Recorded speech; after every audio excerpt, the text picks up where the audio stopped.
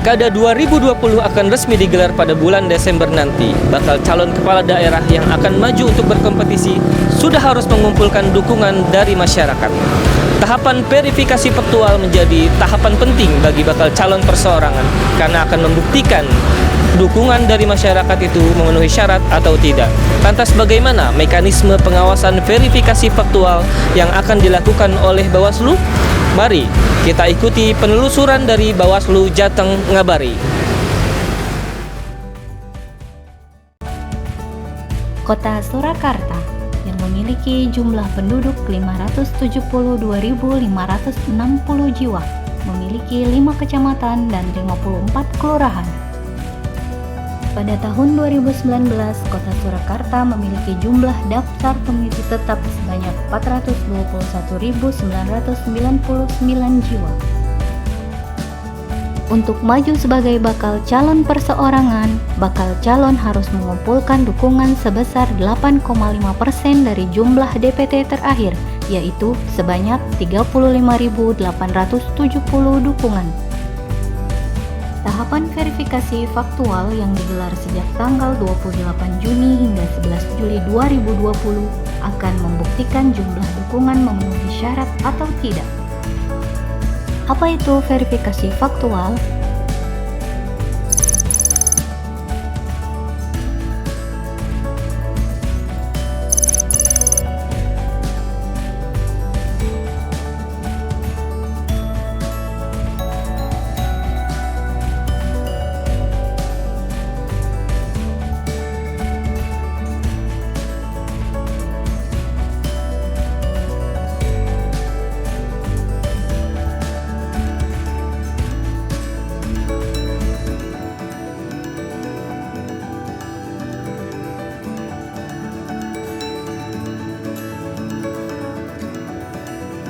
Sahabat Bawaslu, saat ini saya sudah berada di kantor Kelurahan Gajahan dan saat ini saya sudah bersama anggota PPS Kelurahan Gajahan yaitu Bapak Imron Rusadi. Selamat siang Pak Imron. Selamat siang Pak.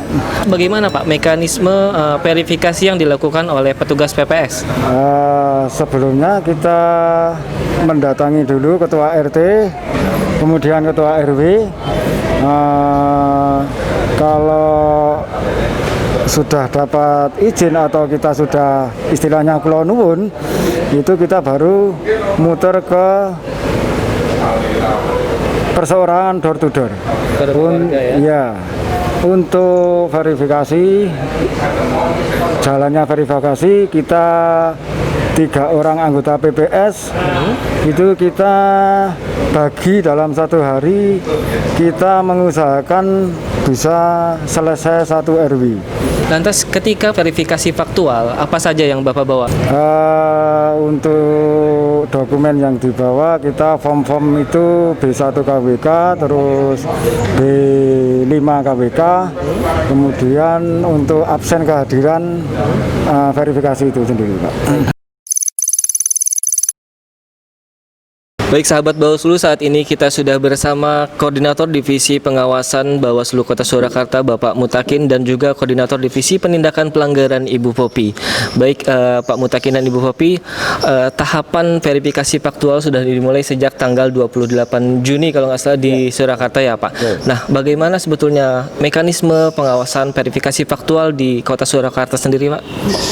Yang jelas kita sesuai dengan peraturan yang ada per Bawaslu maupun per KPU yang ada dengan mekanisme karena kekuatan kita hanya seperempat dari kekuatan tim verifikator, maka kita upayakan untuk bisa mengawasi melekat.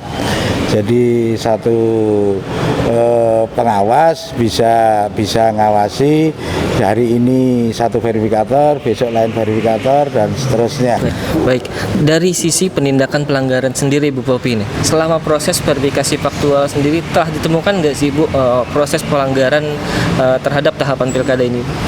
Baik, terima kasih Mas. Pada saat tahapan verifikasi ini dilakukan,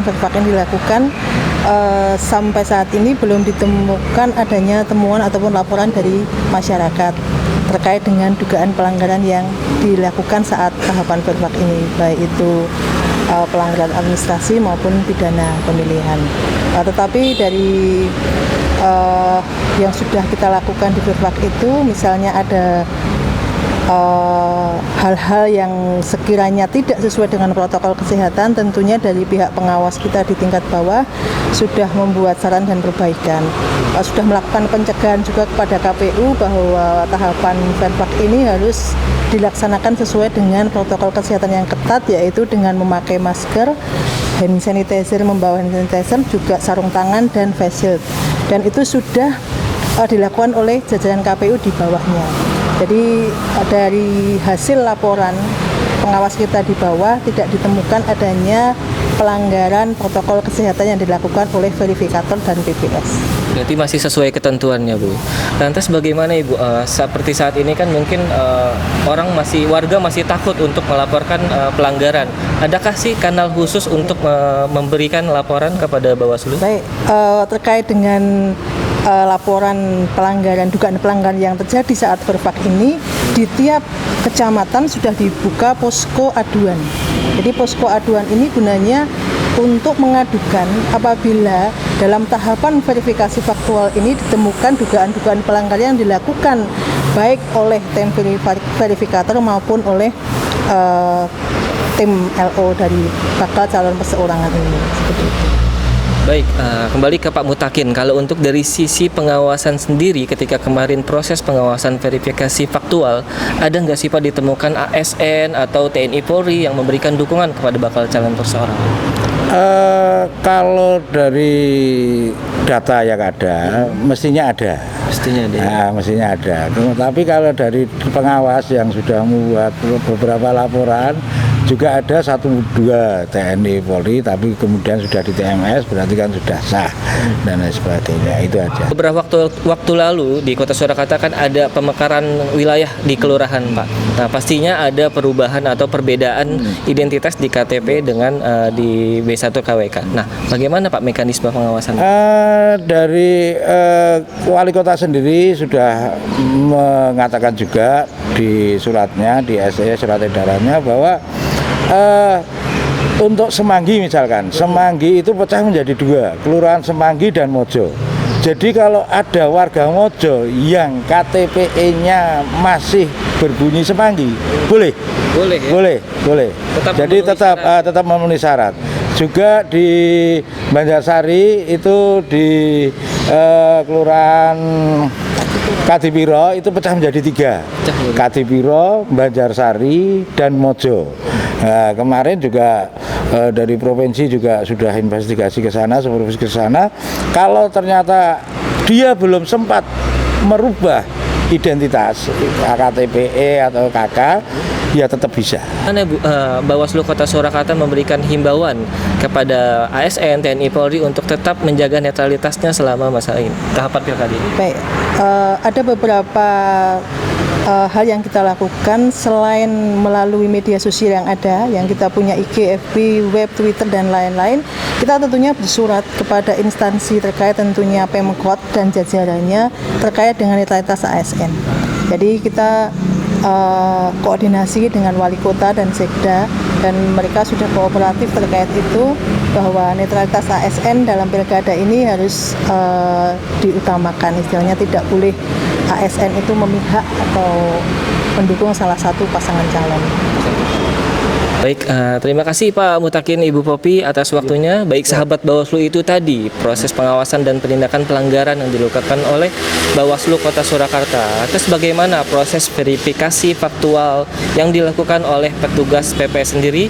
Mari kita telusuri hanya di Bawaslu Jateng Ngabari.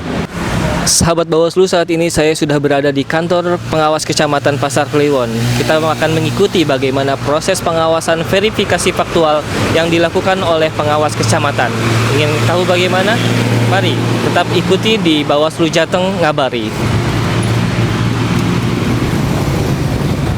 Sahabat Bawaslu, saat ini saya sedang berada di kantor pengawas Kecamatan Kliwon, dan kita saat ini akan berbincang-bincang mengenai proses pengawasan verifikasi faktual di Kecamatan Pasar Kliwon.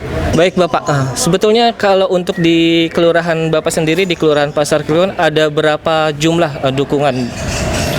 Kalau dukungannya sekitar 3.500 lebih sedikit ya. Tapi karena kita juga tupoksinya itu sampling ya. Sampling. Kita pengawasan 20% ya sekitar 48 itu ya 50 sampai gitu. 50 ya. Yang terakhir nih Bapak, suka dukanya apa sih Pak ketika mengawasi proses verifikasi faktual ini, apalagi di tengah pandemi COVID seperti sekarang ini? Ya awalnya itu kalau waktu kita datang awal tuh dikira petugas yang data bantuan itu ya, bantuan COVID. Makanya ya pada berkerumun langsung datang, aku ada ndak gitu. Tapi setelah kita jelaskan ya baru tahu, terus kepok tular ya. Akhirnya ya kita jelaskan itu aja. Kita ini dari penyelenggara pemilu untuk pilkada ya, mau klarifikasi atau verifikasi data itu ya, banyak yang akhirnya paham itu, akhirnya besoknya umpamanya kembali situ udah pada tahu. Ya. Kalau dari Bapak Bambang sendiri Pak? Ya sama Mas, di hari pertama itu ya kita datang di satu tempat, kebetulan wilayahnya itu kan wilayah saya. Oh iya. Nah itu dianggap pendataan ulang beras Raskin itu. Kalau dari Bapak Misdiana gimana? Ya sama Mas, sama seperti kelurahan yang lain ya. Untuk penduduk mereka malah antusias Mas. Antusiasnya malah menunggu di tiap rumahnya itu saya didata atau enggak gitu. Padahal ini kan pendataan verifikasi ya. Tapi mereka malah menunggu data saya ada atau tidak Pak. Oh ini saya juga jelaskan ini bukan data, istilahnya data beras. Mungkin mereka beranggapan itu data bantuan COVID. Baik sahabat Bawaslu, itu tadi proses pengawasan verifikasi faktual dari mata atau dari kacamata pengawas kelurahan. Lantas bagaimana proses verifikasi faktual dari kacamata pengawas kecamatan? Tetap ikuti penelusuran Bawaslu Jatenggabari.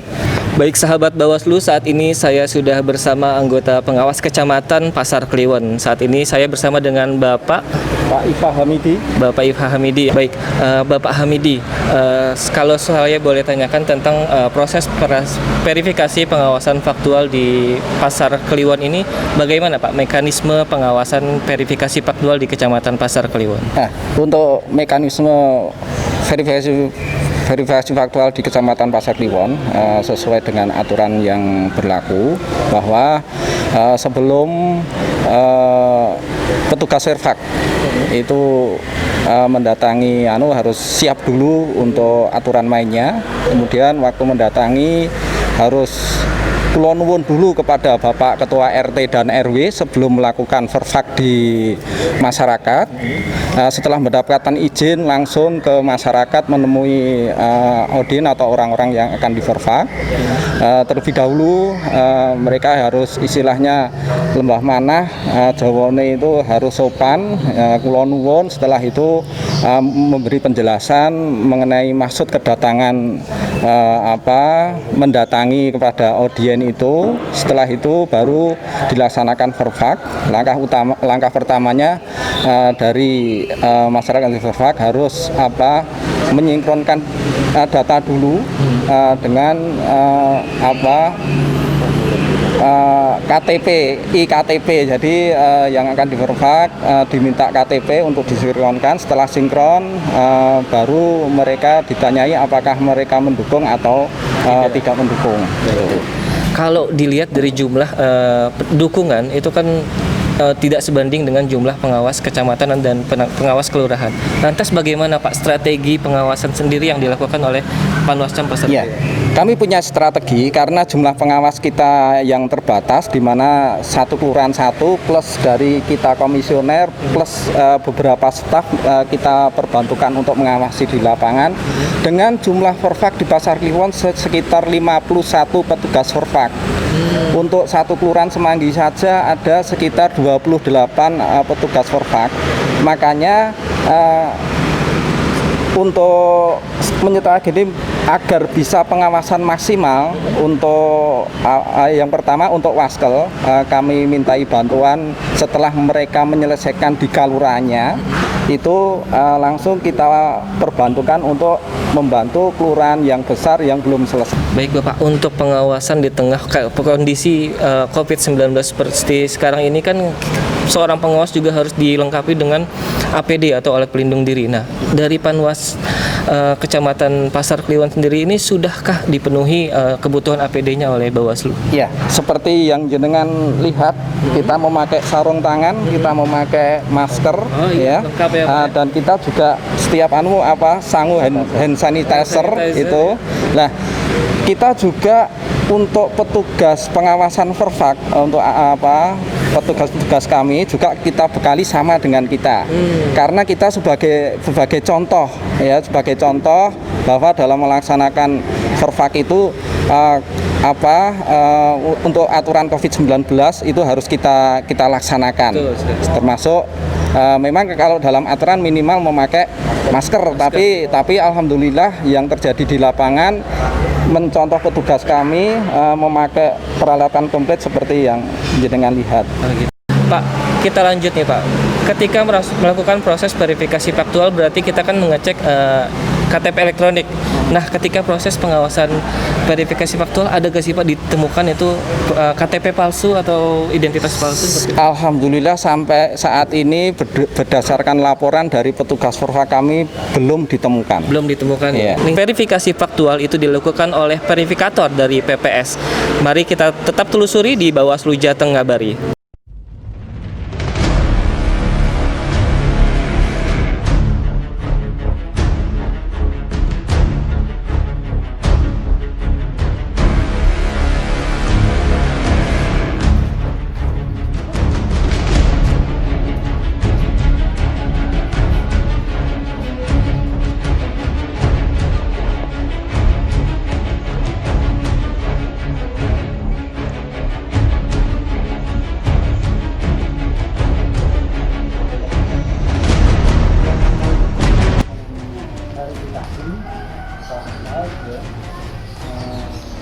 Dukungan calon wali kota dan wakil wali kota Bio Wahyono dan Suparjo.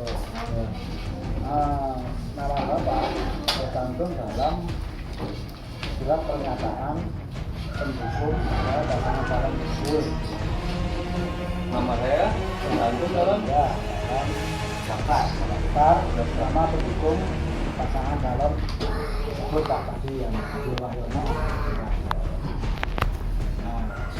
yang daftar siapa Bapak? Ini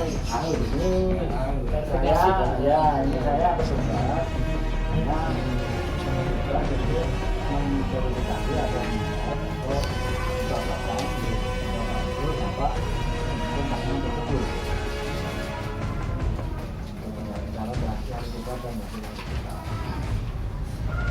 ada ya Pak. Kenapa jadi sekarang ini? Ya bukankah untuk mendukung seorang kita kan rahasia Pak ya? Ini hanya untuk mendukung calon, bukan belum sampai memilih, hanya untuk syarat dukungan. Dia bisa nyalon. Lah ini yang apa yang salah apa?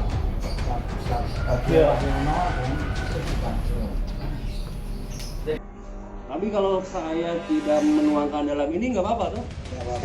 Nggak apa-apa ya? Nggak apa-apa ya? Ya nggak bisa begitu Pak. Nggak bisa menyatakan mendukung. Kok saya nggak tahu siapa yang mendaftarkan yang mendukung seorang itu juga Pak. Kan udah punya pendukung ya. Kita verifikasi bener apa enggak? Kalau enggak bisa dicukup. Syaratnya harus mengisi kalau karena kan tidak tahu siapa bagi siapa, siapa nih. Dan kalaupun tidak mendukung pun saya juga belum tahu ini bagi siapa gitu loh kan gitu. Itu kan hak dari saya. Begitu aja. Aja kita akan bisa menuangkan dalam hal ini antara mendukung dan tidak mendukung. Ada yang apa? Mendapatkan saya bahwa saya mendukung siapa? Kalau tidak mendukung pun saya kan hak saya gitu. Tapi tidak harus saya menggunakan yang ada di luar.